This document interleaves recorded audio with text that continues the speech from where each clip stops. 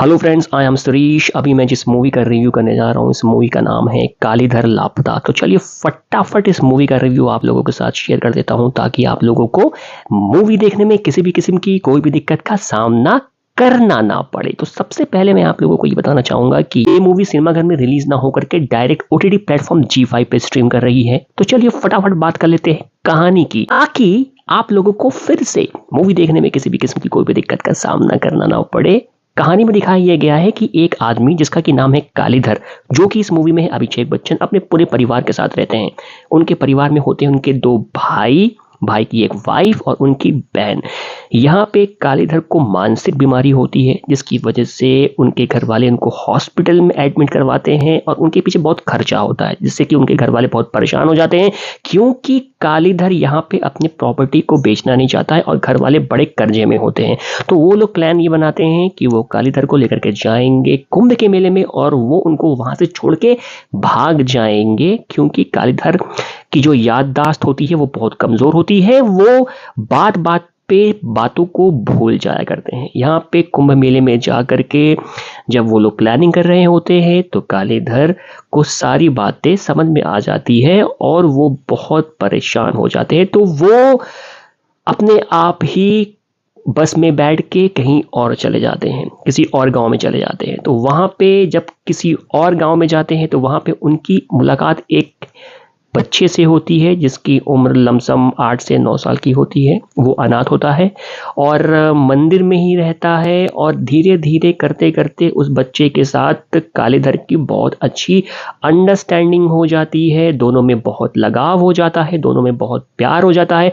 और वहाँ पे उनके घर में एक नई मुसीबत आती है कि जिस विल पेपर पे उन लोगों ने कालीधर का अंगूठा लिया था, वो विल पेपर जो है जल के खाक हो गया है। अब यहाँ पे उनको फिर से कालीधर की जरूरत पड़ती है, जिसके के लिए वो जाते हैं मोहम्मद जिसान अयूब के पास, जो कि मेले के ही कैंप में काम कर रहे होते हैं और जो लोग खो जाते हैं उनको ढूंढने में मदद करते हैं। अब यहाँ पे मोहम्मद जिसान अयूब अभिषेक बच्चन को ढूंढने में लग जाते हैं और उधर अभिषेक बच्चन, उनकी अच्छी खासी बॉन्डिंग डेवलप होती जाती है उस बच्चे के साथ। और यहाँ पे एंड में दिखाया यह भी जाता है कि अभिषेक बच्चन का एक पास्ट होता है, निम्रत कौर, जिनसे उनकी शादी होने वाली होती है, बट अपने फैमिली की वजह से वो उनसे शादी नहीं कर पाते हैं। और एंड में उस बच्चे की बदौलत वो दोनों मिलते भी हैं। और अभिषेक बच्चन जब अपने घर पे वापस आते हैं उस बच्चे को बोर्डिंग में एडमिशन करवाने के बाद, तो सारा जो प्रॉपर्टी है उसको वो 4 भाग में डिवाइड कर देते हैं, अपने 2 भाइयों के नाम पे, अपनी बहन के नाम पे और उस छोटे बच्चे के नाम पे भी।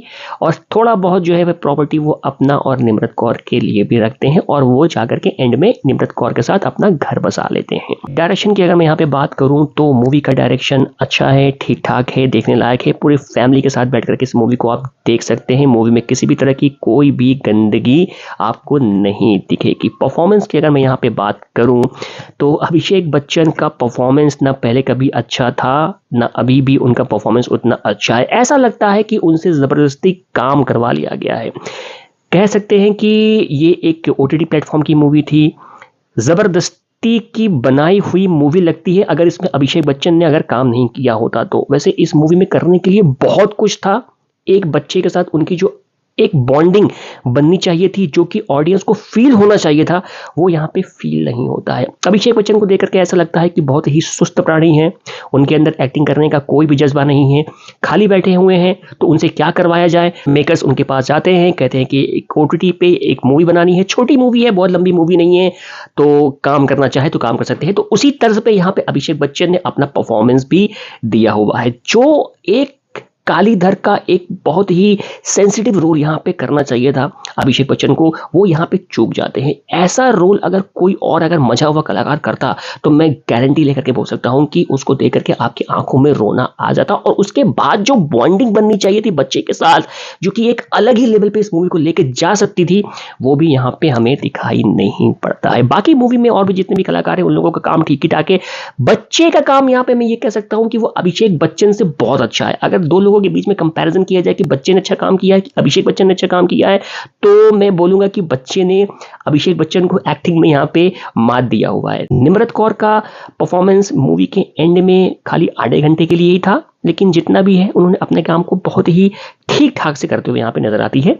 मोहम्मद जीशान अयूब का भी काम बहुत ही लिमिटेड है, क्योंकि उनका काम थोड़ा सा और लंबा होना चाहिए था, जिसकी वजह से उनका भी एक बहुत ही अहम कैरेक्टर, बहुत ही अहम रोल इस मूवी में जो कि अभिषेक बच्चन को ढूंढने में लगता है, और एंड में जो उन दोनों की एक बहुत अच्छा कनेक्शन बनना चाहिए था वो भी हमें यहाँ पे दिखाई नहीं देता है। तो ये सब चीजें इस मूवी में बहुत हद तक लैक करती है, जिसकी वजह से एक अच्छी मूवी, बहुत अच्छी मूवी बन सकती थी जो कि नहीं बन पाती हो, और एक एवरेज मूवी बन के ही उभर पाती है। मूवी का एक प्लस पॉइंट ये है कि मूवी ज्यादा लंबी नहीं है, 1 घंटे 45 मिनट की मूवी है, जो कि अच्छी बात है, लेकिन मूवी बहुत स्लो पेस में चलता है। अगर इस मूवी को थोड़ा सा फास्ट पेस में चलाया जाता, एक अच्छा खासा प्लॉट तो मूवी का था ही था, लेकिन एक अच्छा इन्वायरमेंट दे करके एक जबरदस्त क्लाइमेक्स देने के बाद एक बहुत ही अटूट इमोशनल का तड़का अगर इस मूवी में लग जाता तो ये मूवी बहुत बहुत बहुत बहुत अच्छी बन सकती थी, क्योंकि मूवी की